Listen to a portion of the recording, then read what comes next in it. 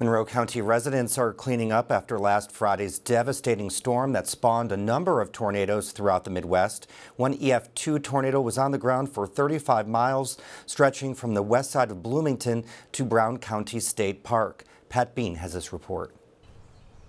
Claire Schaefer wasn't home when the tornado hit her property near Clear Creek on the south side of Bloomington last Friday evening, but her 96-year-old father was.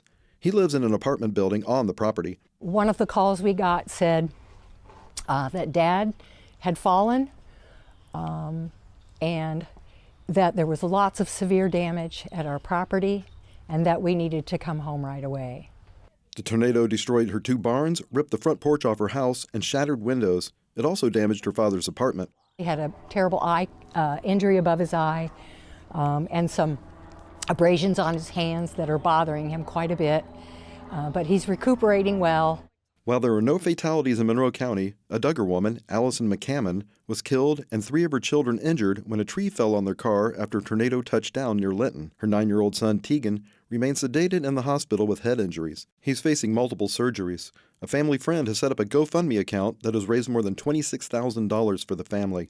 It was the second tornado in the Bloomington area this year, and one climate expert says tornadoes could become more routine here. Influence of climate change maybe wouldn't be in the severity of a given tornado or set of tornadoes, but rather in the frequency that tornadoes form in Bloomington. He says the terrain around Bloomington is usually a deterrent to tornadoes. This is tornado season.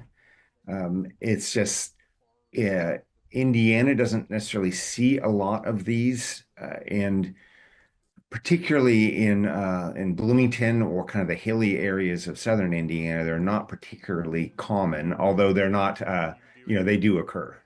The Monroe County Emergency Management Agency says the tornado damaged a total of 84 homes in the county. Much of that was in the Clear Creek neighborhood. The rest were on the west side of Bloomington, where the tornado touched down along State Road 45. Along with nearly 10 houses damaged, the People and Animal Learning Services barns were destroyed. One horse, Banks, had a minor injury. Most of our horses were outside. We had 4 in stalls, but actually safer for the horses when there's the possibility of structure damage for them to be in pasture. And so those who could be were turned into pasture that night. And thankfully, all of our people are safe and all of our horses are safe. 1 horse and 2 dogs were killed when the tornado that cut through Monroe County also struck Horseman's Campground in Brown County State Park. The campground remains closed, but the rest of the park is open. Schaefer says she doesn't know how much it will cost to repair her property or how long it will take to clean up all the trees that fell around her house. Except for our summer vacation that we already have planned, we'll probably be working on it every day all summer. And I won't be surprised if there's work going on in the fall, whether it's rebuilding some things or cleaning up.